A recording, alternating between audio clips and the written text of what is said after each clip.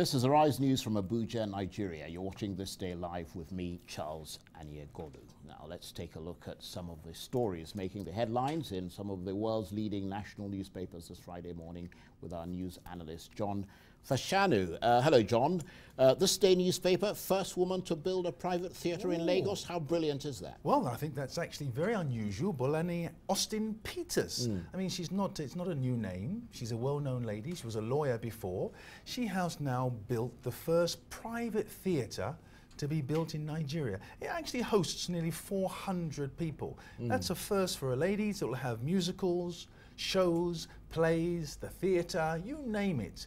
I think that could just put a little bit of a spin for a tourist attraction in Lagos. It's very interesting, actually, that theatre used to be very big in this country some decades ago, and then suddenly it sort of died. Just disintegrated. But it appears to be coming back, because in London we had a young lady who I think produced the musical Waka. That's right. That came to the UK and all of that. So there seems to be a sort of revival in that direction. Yes, I think so. Well, she's actually leading the chase at the moment. Great job, thumbs up. Absolutely, I'd go to that to see that. Now let's talk about the UK Guardian.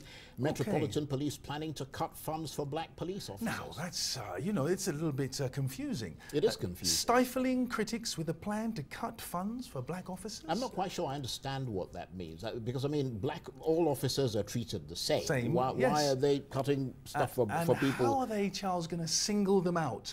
To single out just the black officers in the whole of London? That's a difficult one, but you know, let's just watch closely and see what happens. I mean, when they say cut funds for black, is that black officer organisations? It's black officer organisations. Okay, well that clarifies the situation. To cut it. Okay, now let's talk about the Daily Star newspaper. It's also a British newspaper. Yes. Storm Doris tearing into Britain. That's right, 100 miles an hour, killer storm. I don't know why, Charles, they call it Doris, but the killer storm is bringing the UK to its knees. A couple of weeks ago, I was reporting on the same situation in South Africa. So maybe it's just this storm is going around, a special hurricane going around. It's quite interesting that I literally left London on Tuesday night. And how was it? And arrived. Well, it was just, I was looking at the news and it was saying that it was going to start in the next day or two. So I literally escaped in the nick of time to the rather sunny climes of Nigeria. Back home. Well, I can tell you, Charles, right now, UK is full storm ahead. Right, okay.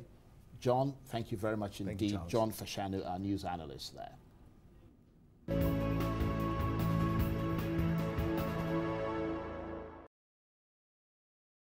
Now, the Gaza Strip wouldn't seem like the natural choice for a place to escape conflict, but for a few hundred Syrians, it's the location they've chosen to try and rebuild their shattered lives. Mago Ben reports.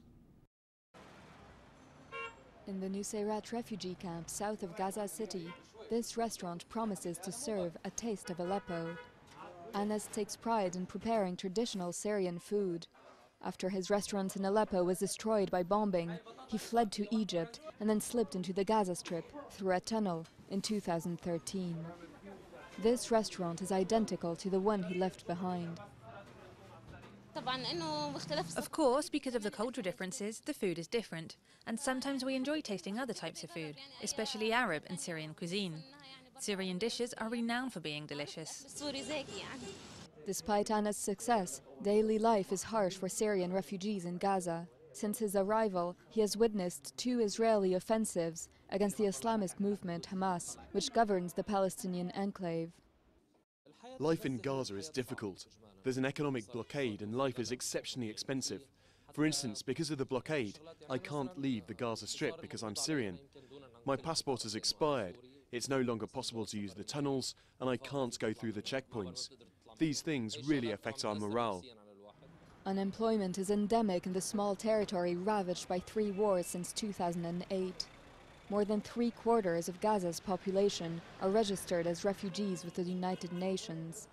The UN agency in charge of Palestinian refugees is a vital source of aid, but it exclusively supports Palestinian refugees. And Syrian refugees like Majid and his family are often dependent on NGOs for handouts.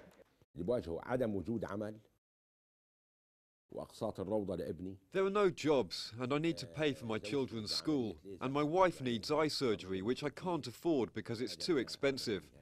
There are many difficulties. Anas's parents are still living in Aleppo, and he thinks about them every day. But with a business and now a wife here, Gaza is slowly becoming his unlikely home. Well, we're heading for a short break now, but there's plenty more still ahead, including all the business news. And, of course, do also stay tuned all this week when our team in Los Angeles will be bringing you the latest from the red carpet of the 89th Academy Awards.